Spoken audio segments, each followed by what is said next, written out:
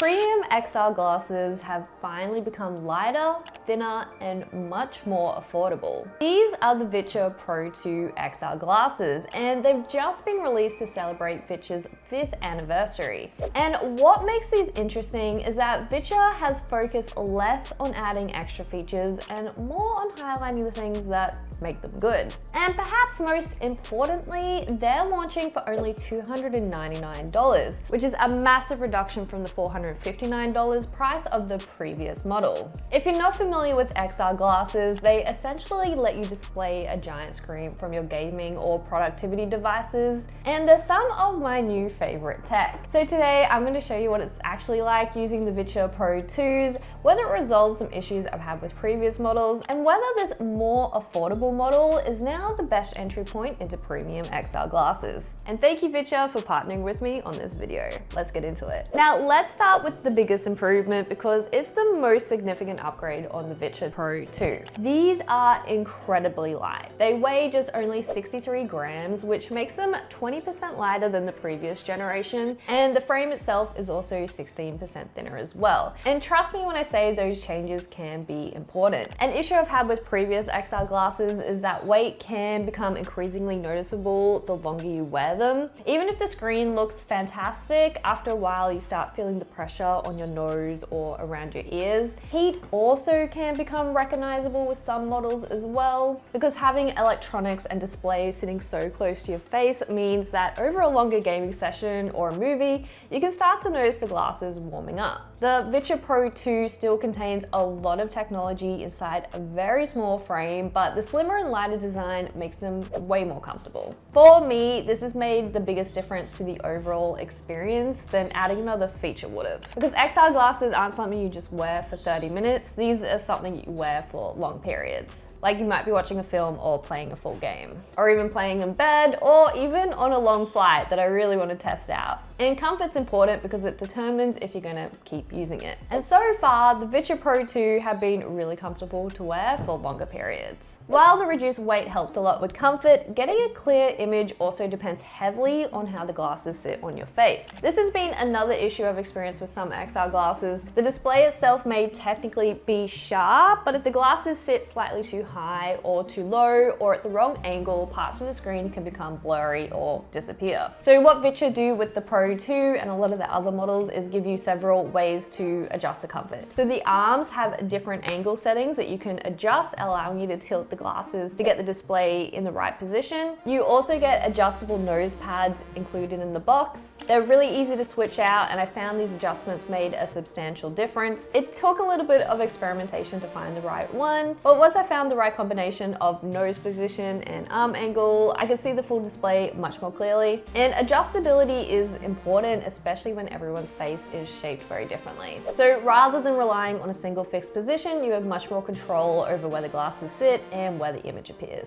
Another feature on these I've been absolutely loving is that you can adjust the focus of each eye independently using the diopter dials on top of the glasses. And this is a feature I really wish VR had. The built-in adjustment range from 0 to -5 diopters, which means many short-sighted users can use the XR glasses without wearing contacts or attaching separate prescription lenses. You simply close one eye, adjust the opposite dial until the image looks sharp, and then repeat the process for the other side. And once I had each eye dialed in correctly, the difference was night and day. It makes the screen feel very crisp. And I do have friends who say they can't use XR glasses because they need glasses, but I really think they should give these a go because they might find they work for them. But if the diopter dials don't work for you, you can order additional prescription lens inserts that just clip on top. Being able to perfectly adjust the focus and combine with the adjustable nose pads, there's a surprisingly amount of control over comfort, which helps a lot. But of course, none of that matters if the screen itself doesn't look good. The VITURE Pro 2 uses Sony micro OLED displays with what VITURE calls Ultra Clarity 3.0. The display can reach up to 1600 nits of brightness, and VITURE said the colors have been tuned directly at the micro OLED level. But the more important question is,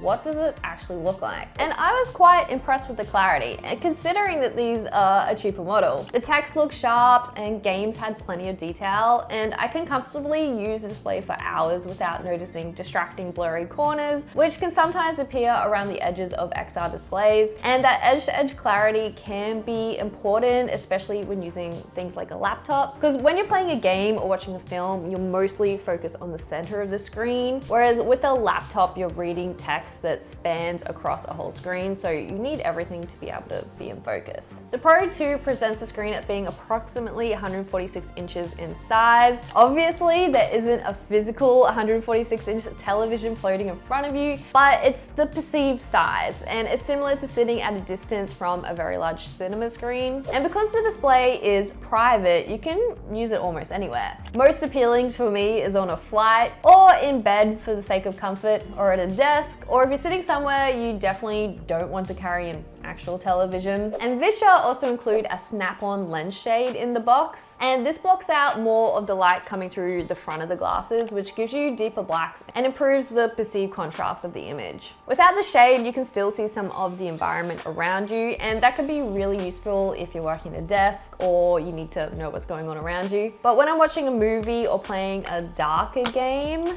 I generally prefer using the shade. It makes the display feel much more immersive and prevents a bright room from washing out darker areas of the image. It also makes the glasses much more usable outdoors. So you can take your giant virtual screen outside, sit in the sun, and convince yourself you're touching grass. Now, VITURE do offer other models with things like higher resolutions, wider field of view, and more advanced spatial features, and they may be worth considering if you want the most capable display possible, or if you plan to use XR glasses heavily for productivity and spatial computing. But the VITURE Pro 2 is aimed at a different sweet spot. At $299, you still get a bright and sharp micro OLED display, a large 146-inch viewing experience, built-in diopter adjustments, and a highly adjustable fit. More importantly, you're getting all of that in a frame that weighs just 63 grams. Most of the time, I use XR glasses for gaming, where I'm usually sitting or lying in a fairly stable position. I found I didn't really miss the extra spatial features of VITURE's other models. For the way I personally use XR glasses, I like to prioritize comfort and portability and ease of use over paying more for features I may not use very often. So while this isn't the most advanced model in VITURE's range, it may be the one that makes the most sense for the largest number of people. It gives you the core premium XR experience at a much more accessible price. The built-in audio is also surprisingly good. The speakers sit inside the arms and direct sound towards your ears, so you don't need to wear a separate pair of headphones. Dialogue comes through really clear and games have a good amount of presence.